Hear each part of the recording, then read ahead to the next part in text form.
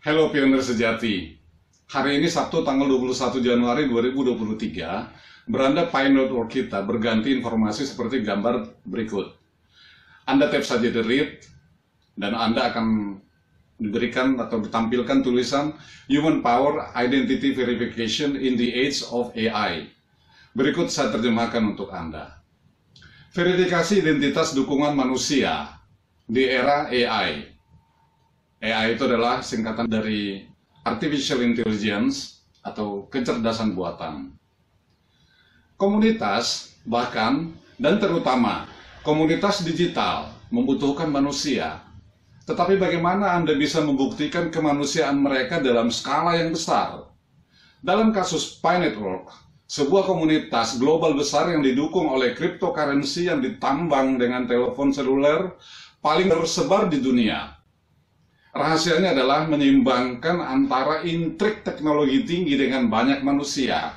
Kami menemukan kesuksesan dengan menciptakan solusi KYC asli. Membangun komunitas kripto di era kecerdasan buatan. Ekosistem kripto seperti Ethereum, Solana, atau Pi Network adalah komunitas yang terdiri dari berbagai pelaku atau aktor, mulai dari pengguna akhir dan para pengembang hingga penambang dan validator. Namun, menciptakan komunitas yang berkembang dan bertahan lama membutuhkan keterampilan dan sumber daya yang signifikan. Kami telah melihat di jaring sosial tradisional seperti Facebook dan Twitter menggunakan algoritma yang diperkuat oleh kecerdasan buatan untuk menumbuhkan basis pengguna mereka, tetapi itu bisa menjadi masalah. Selama bertahun-tahun, Facebook mengandalkan algoritma yang diperkuat kecerdasan buatan untuk menyortir dan merekomendasikan konten kepada pengguna berdasarkan preferensi dan perilaku online mereka. Meskipun bekerja baik pada awalnya, dengan mengandalkan algoritma kecerdasan buatan saja, bisa menghasilkan banyak konsekuensi yang tidak terduga, yaitu dengan pandangan miring terhadap keterlibatan mentah sebagai kebaikan tertinggi, algoritma ini dapat mengambil tindakan antisosial, mulai dari membuat ruang gema hingga memperbesar bias manusia melalui diskriminasi. Baru-baru ini, tawaran sebesar 44 miliar dolar yang dipublikasikan untuk membeli Twitter oleh CEO Tesla, Tuan Elon Musk, dibatalkan pada menit-menit terakhir karena dugaan merajalelanya akun palsu dan bot spam yang dimungkinkan oleh kurangnya verifikasi manusia. Banyaknya jumlah spam memicu pertanyaan tentang seluruh nilai Twitter. Dengan bot spam yang berpotensi meningkatkan jumlah tayangan pengiklan dadakan, menjadikan pengguna frustasi. Jelas bahwa kecerdasan buatan yang ada tidaklah cukup. Insiden ini menyoroti pentingnya memverifikasi pengguna, serta memantau dan mengawasi produk kecerdasan buatan dengan cermat. Sementara bot spam dan faktor lainnya telah menjangkiti dan merusak beberapa komunitas online, kita masih dapat melihat dampak luar biasa yang berhasil ditimbulkan dan komunitas manusia harus mampu menyelidikinya. Komunitas Reddit yang terdiri dari para spekulan yang berpola pikir sama di Wall Street Bots telah berhasil mengguncangkan keuangan global berkali-kali. Semuanya dibangun oleh lingkungan manusia nyata. Pertimbangkan Turing Test dalam skala besar berikut ini. Bagaimana perusahaan dapat memverifikasi bahwa karyawan mereka adalah manusia sesungguhnya? Mematuhi regulasi yang lebih ketat. Memverifikasi identitas pelanggan seseorang adalah dalil yang kompleks, membutuhkan skalabilitas dan keamanan seputar data pribadi, akan menambah masalah bagi perusahaan teknologi seperti jejaring sosial dan aplikasi kripto, yakni kebutuhan untuk mematuhi peraturan yang semakin ketat, mulai dari penanganan data pengguna hingga implementasi KYC. KYC atau Know Your Customer atau kenali pelanggan Anda mewajibkan lembaga-lembaga keuangan untuk melakukan pemeriksaan rutin terhadap identitas dan latar belakang klien mereka sebelum menggunakan platform mereka, dan merupakan bagian dari serangkaian tindakan yang lebih luas untuk memerangi pencucian uang dan aktivitas terlarang lainnya. Dulunya hanya berkaitan dengan sektor perbankan, tapi kini KYC semakin dibutuhkan perusahaan-perusahaan di sektor cryptocurrency, mulai dari bursa dan broker hingga penyedia dompet dan layanan lainnya. Dan dengan perluasan Web3 dan dorongan berkelanjutan untuk memberi penghargaan kepada pengguna digital, pentingnya KYC akan meningkat. Sayangnya, biaya KYC bisa menjadi penghalang bagi banyak kripto pemula. Setelah mempertimbangkan banyak faktor, mulai dari jam manual dan perekrutan staf hingga harga alat kepatuhan dan penerapannya, perusahaan bisa menghabiskan ratusan juta dolar hanya untuk verifikasi. Bahkan dengan tarif KYC yang dikurangi dan diiklankan secara umum sebesar 1,49 dolar hingga 2,05 dolar per pengguna, solusi ini tidak dapat diskalakan atau penghematan biaya untuk mengumpulkan basis pengguna yang besar. Selain itu, KYC dapat menimbulkan persoalan dalam hal orientasi pengguna baru, membuat penghalang masuk yang baru dan berat. Di Inggris saja, misalnya, 1/4 dari jumlah aplikasi baru diabaikan karena masalah KYC. Hal itu mengungkapkan ironi utama KYC, yaitu dalam ketidaksabaran kita sering terlalu manusiawi untuk membuktikan kemanusiaan kita. Solusi untuk KYC yang dapat diskalakan. Untuk mengatasi dilema KYC ini, kami percaya desain yang berpusat pada manusia dan teknologi yang dapat diskalakan akan memungkinkan masa depan Web3 untuk memberikan kompensasi yang transparan dan adil kepada pengguna sambil mempertahankan keanonimitas pribadi dan kepatuhan hukum. Pi Network didirikan berdasarkan sintetis fakta ilmiah dan kebenaran manusia. Sebagai PhD Universitas Stanford, Anda mungkin berharap banyak dari kami. Kami menyebut tanda kutip kebenaran ilmiah karena kami percaya ada kebenaran dalam segala hal yang kami lakukan dalam upaya untuk lebih dekat dan menguji hipotesis kami dalam desain, strategi, dan manajemen. Fakta matematika yang tidak pernah berubah memandu kami, dan kami selalu menganalisis data empiris untuk menginformasikan iterasi berikutnya.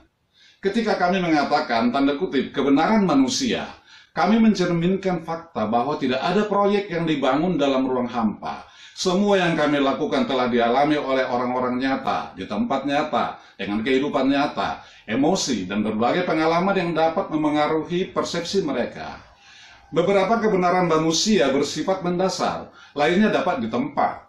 Kami juga mempertimbangkan kebenaran manusia dan kebutuhan komunitas di setiap iterasi. Mempertahankan keseimbangan antara kebenaran itu mendorong kami maju, selangkah demi selangkah, seiring kemajuan proyek kami. Misalnya, desentralisasi adalah salah satu properti terkemuka dari jaringan kripto dan merupakan komponen penting dari visi Pi. Tetapi kami tidak ingin hanya mendesentralisasi demi menjadi desentralisasi. Sebaliknya, kami telah mengadopsi desentralisasi progresif berdasarkan tahap industri, kesiapan, dan kesadaran halayak arus utama, pengembangan utilitas teknologi blockchain, dan fase proyek kami. Semoga pada akhirnya mencapai desentralisasi yang bermakna dan berkelanjutan. Di Pi, kami telah menerapkan metode berulang pada semua aspek proyek, mulai dari strategi tingkat jaringan kami hingga menguji fitur produk kecil di aplikasi seluler kami, mengembangkan model token, hingga proses alur kerja. Perbedaan itu memisahkan kami dari beberapa model set in stone yang mengandalkan hipotesis white paper atau buku putih sebelum komunitas mereka. Sebagai gantinya, kami menerapkan umpan balik dan interaksi kami untuk menginformasikan dan meningkatkan model token dan struktur jaringan, semuanya untuk memenuhi kebutuhan orang yang kami layani dengan baik. Solusi KYC bersumber komunitas Pi Network. Pi Network merancang solusi aslinya sendiri, yaitu Pi KYC. Sebagai tanggapan atas kurangnya skalabilitas, aksesibilitas, keuangan, dan jangkauan global dari solusi pasar pihak ketiga lainnya. Dengan menggabungkan kebenaran ilmiah dan manusia, Pi KYC menggabungkan otomatisasi mesin, yaitu AI atau kecerdasan buatan, dengan verifikasi kumpulan manusia tanda kutip hiperlokal untuk mencapai KYC yang akurat dan efisien bagi lebih dari 35 juta anggota global yang sudah menggunakan platform ponselnya. Otomatisasi mesin bertanggung jawab atas pemrosesan gambar, ekstraksi teks, deteksi identitas palsu, pemeriksaan liveness berupa video singkat, dan pembandingan gambar. Verifikasi manusia sementara itu diproses oleh individu yang telah disetujui sebelumnya untuk memeriksa data yang telah disunting dari aplikasi KYC anggota lain, sehingga mencegah individu membuat akun palsu. Untuk mengatasi masalah KYC yang dapat diskalakan, PyKYC sekarang menawarkan tenaga kerja validasi manusia yang kuat dan mandiri pada lebih dari 200 negara di seluruh dunia. Suatu area yang mewakili sekitar 92,6% populasi global. Jaringan terus berkembang dengan lebih dari 125.000 validator terpercaya yang memvalidasi aplikasi KYC secara global yang upayanya dihargai di Pi. Selain mencegah akun spam dan mencegah perilaku curang, PyKYC membantu jaringan untuk mematuhi peraturan hukum sambil mengembangkan komunitasnya untuk bertumbuh tanpa hambatan.